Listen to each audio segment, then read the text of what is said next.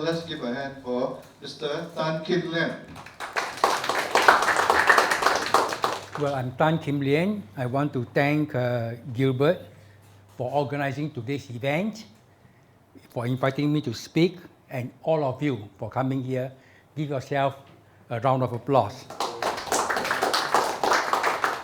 Now I want to crack a little joke to show where innovation can come in. Now, an engineer was retrenched in Singapore. He looked for a job for several months and he couldn't find a job. I'm not talking about you, Mark. Okay, so he decided to set up a business. He opened a place and he put a sign. I can cure you of your illness. If I succeed, you pay me $500. If I fail, I pay you 1,000. All right, so this is innovation. Huh?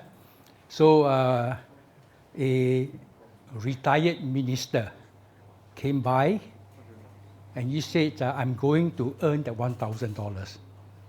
He went into the shop and told the engineer, I lost my voice. How do you cure that? I lost my voice. No, I lost my taste. I can speak, but I can't taste. I lost my taste. How do you cure that? And the engineer says, no problem. Nurse, box 23, 2 drops. So the nurse took out the bottle, put 2 drops. Immediately the ex-minister says, hey, you are giving me petrol. And the engineer says, well, you got your taste back. Okay, so $500. So next week, the minister came back. You know, he's a Singaporean. Singaporean can't lose, right? Must always win. Huh? So he came back and he told the engineer, I lost my memory. And the engineer says, oh, no problem. Nurse, box 23, 2 drops. And the minister said, hey, you give that to me last week. It is petrol, okay? And the engineer says, you got your memory back. Okay, $500. All right? So the third week, the minister came back. You know, our ministers are very smart, right? So he must win. And he came and said, I got very bad eyesight, I can't see. And the engineer says, well, I'm sorry, I got no solution. Here's $1,000. And the minister says, hey, you only give me 500. Oh, now you can see your eyesight back. So give me back the 1,000 and another 500. So, okay, I'd like to wish all of you a happy May Day. And then now to come to the more serious part of what I'm going to talk about. Now, earlier we have a speech from Serene and from Mark. They addressed you at a personal level. How can you deal with the challenges you face? But I want to address something at the national level. What must we do as Singaporeans to make the government change some of the policies? It is the government policy that is causing us a lot of problems. So what are those policies? Now, the last event, Gilbert was about the budget. And I gave a speech about we must abolish GST. Not keep at 7%, not reduce to 5%. We must abolish GST. That's the root of the problem, and we must abolish GST. Well, after that, I got quite a number of followers in my Facebook. Now they're saying the same thing. GST must be abolished. So we must understand the root of our problem. We must speak. More and more people must speak. We must abolish GST. Now, but today is about jobs and employment. Now, I carried out a survey 2 months ago. What concerns you most? Is it the cost of living? Is it the cost of healthcare? Is it the insecurity of jobs? The overwhelming response, jobs. And of course, makes a lot of sense. If you got a job, at least you can cope with the cost of living, you can cope with the cost of healthcare. If you got no job, then you are in big financial distress. How are you paying for the mortgage? How are you paying for your children's school fees? How are you paying for healthcare, for food on the table? So job is the most important. Now, if we look at Singapore, and this is for the last 10 years or more, the biggest concern are older workers, PMETs, and they get retrenched. And then after being retrenched, you heard this all the time, how hard to get another job that pays that well. Now, why are people being retrenched? Well, companies leaving Singapore.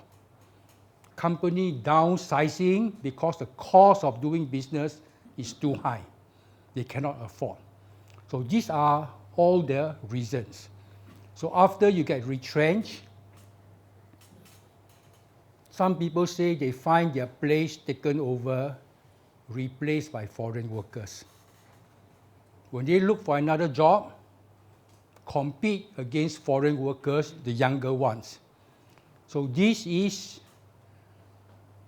a very serious problem that has been around for a long time. Now, it is the job of the government to address this problem.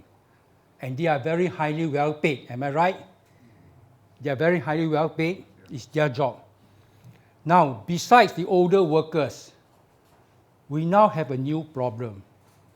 Even our young graduates, your children, my children, after they graduate, if they come from the good universities, no problem.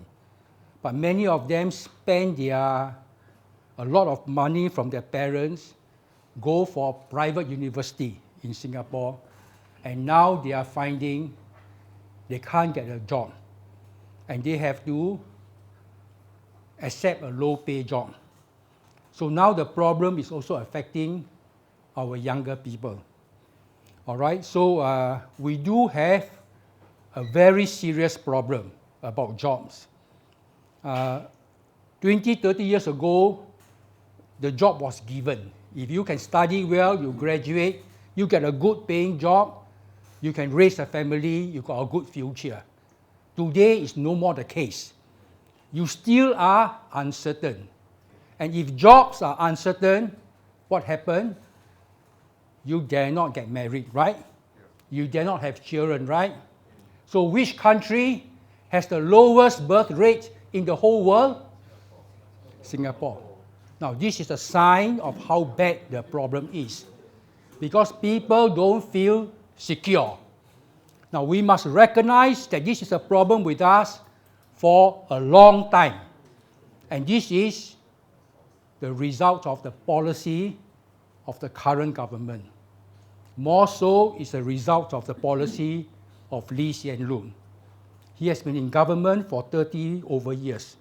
Even when he was Deputy Prime Minister, he was also calling the shots in many areas. So our problem is a very serious problem. We must recognize that. And I want to now give my idea how we address this problem. And I want to deal with 3 areas. If we are going to make sure our young people and our older people can get jobs, the first area is the public sector must be reserved only for locals, Singaporeans. The public sector jobs. Now, what are public sector jobs? You got teachers, police officers, nurses, public transport, civil service. all these are public sector jobs. They must be reserved for locals. Okay, now of course we know some locals don't want to be nurses. They don't want to be bus drivers. Why? The salary are too low. You can't afford to raise a family. The solution, increase the salary. You pay a nurse $3,500 a month. I think there will be quite a few girls want to be a nurse. You pay a bus driver $3,500 a month. I think there will be people who want to be bus drivers. Just now we got problem about the workers not being paid. The civil servant don't know what to do because we don't have enough people to enforce the law, not enough policemen in the police service. So these are our problem. We have to raise the salary of public sector workers and no outsourcing. I was very angry when I read they want to employ policemen from Taiwan, from Malaysia, auxiliary police, outsourced. These are jobs that used to be local Singaporeans.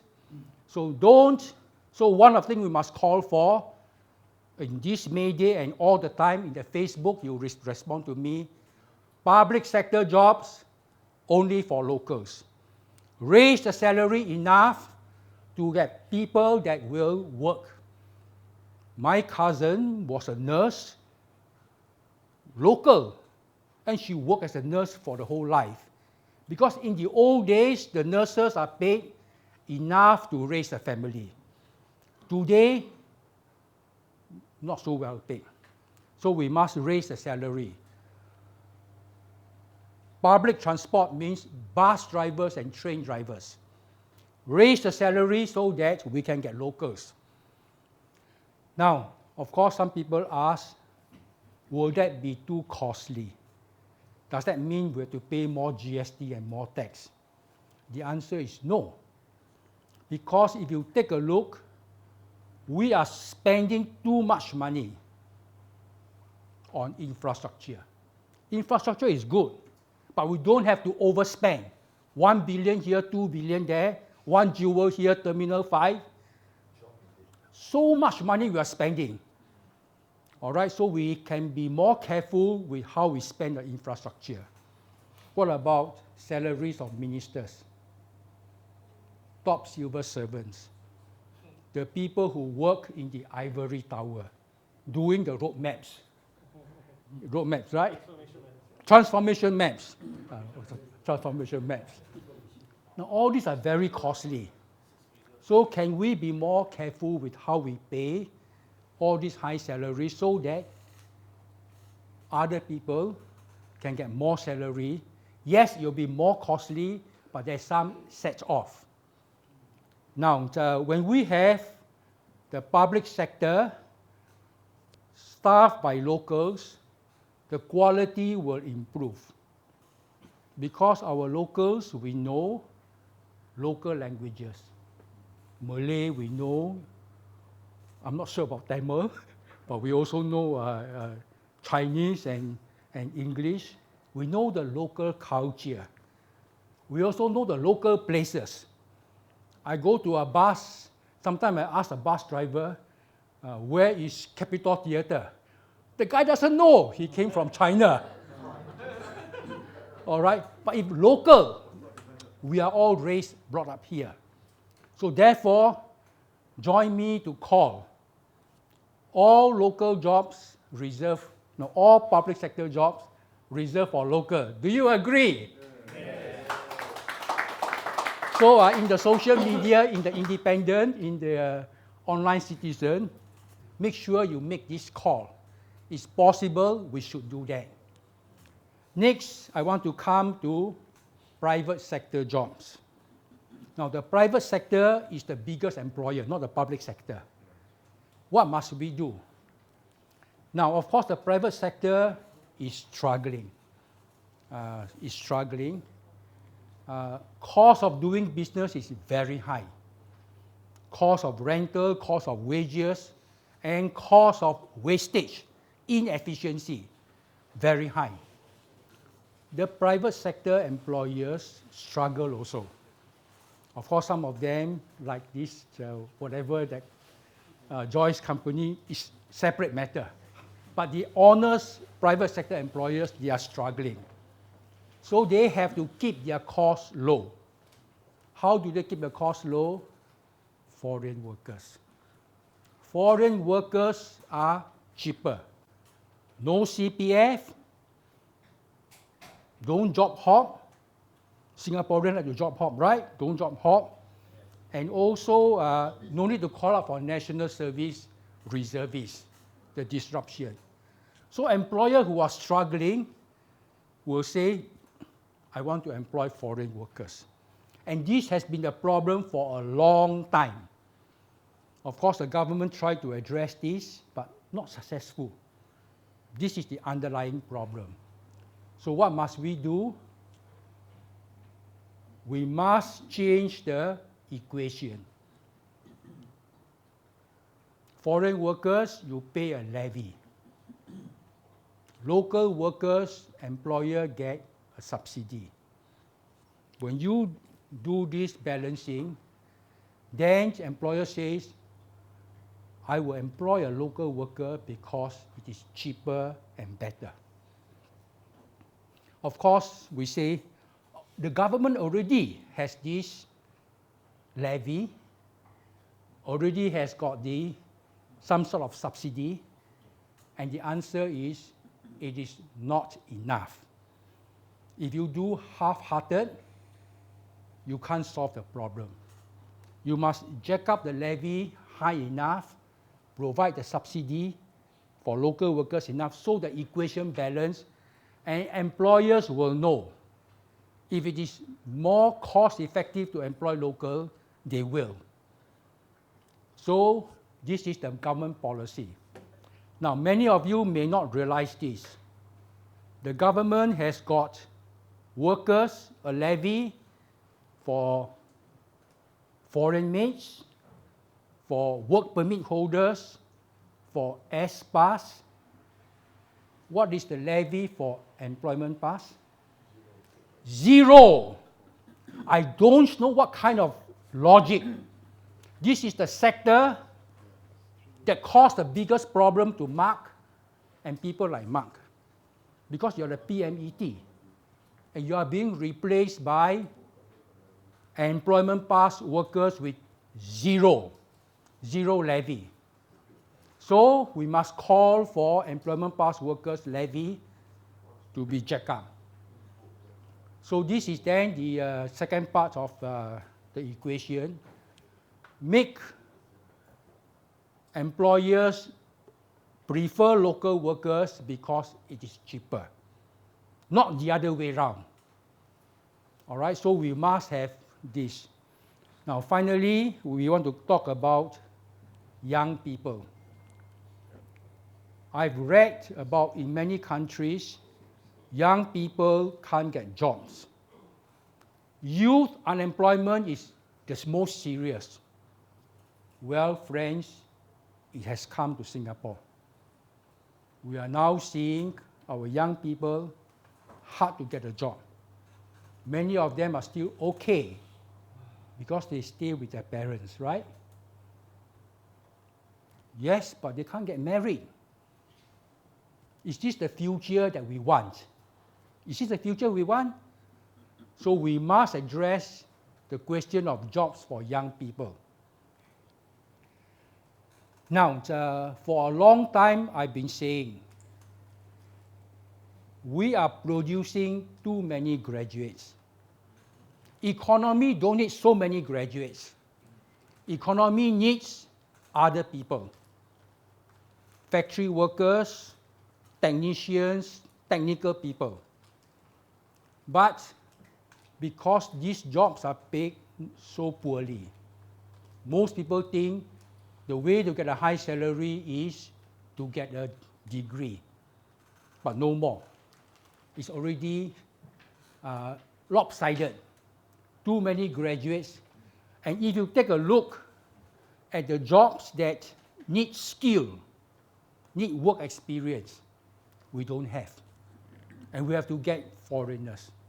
So our training, our education system is also outdated. Now, 35 years ago, I was in Germany. I asked, it's an insurance company. I asked the HR, the manager, how much do you pay your workers? And he says, we got full-time workers, they are paid this salary, quite high. But half of our workforce are apprentices. Now, what are apprentices? These people leave school secondary 4. They go and work for an insurance company, not car manufacturing or car repair. Insurance company as an apprentice. They work for 4 years. They do the low-level job in the insurance company, answer the phone, computer input, typing, and so on, accounting. After 4 years, and during that time, half the time is spent learning insurance in school. Half the time is working in the office. After 4 years, they complete apprenticeship. They become a full-time worker. I say Germany is an excellent system because they got insurance employees who are working 4 years full-time and they love their job. Very low job hopping, very high salary. This is the way to make sure our economy gets all kinds of people. Yes, you also need for the hotel. You only need for the restaurant to be a chef. So you need to have people with skills. Even to be a bus driver, you also need the skill. Because besides driving the bus, you have to deal with customers. So all those are skills, come from experience. So we don't want to have too many people spend 4 years studying paper theory. We need people to come out to have the real jobs in the economy. Even to be a policeman is not so easy. You need to know the skill of a policeman. Otherwise, another Little India riot, you can see what our policemen do. They don't know because they don't have the experience of dealing with real-life situation. So far, we have not experienced war. Our paper general, we don't know. We have not experienced yet. But I just want to emphasize that it's very important to have skills and experience. So for our young people, I think this is again for the government, because the government sets the policy. If the government don't do anything, we will continue to go down the drain. And this is the job of the government. If they don't do their job, what do? Sack them. Of course, you must sack them. Just now we heard from Joyce, employer don't pay salary, government don't know what to do. You sack your government first. All right, so I think we must hold the government accountable that we have the future of Singapore at stake. The government must be accountable. It's their duty.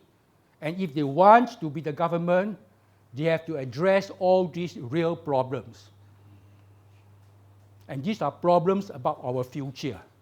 If we are not sure of our job, then of course we got no future. So jobs are very important. So today is May Day. I'd like to ask all of you, please stand up and join me. I'm going to say Majulah. You say Majulah. Majulah. Majulah. Thank you.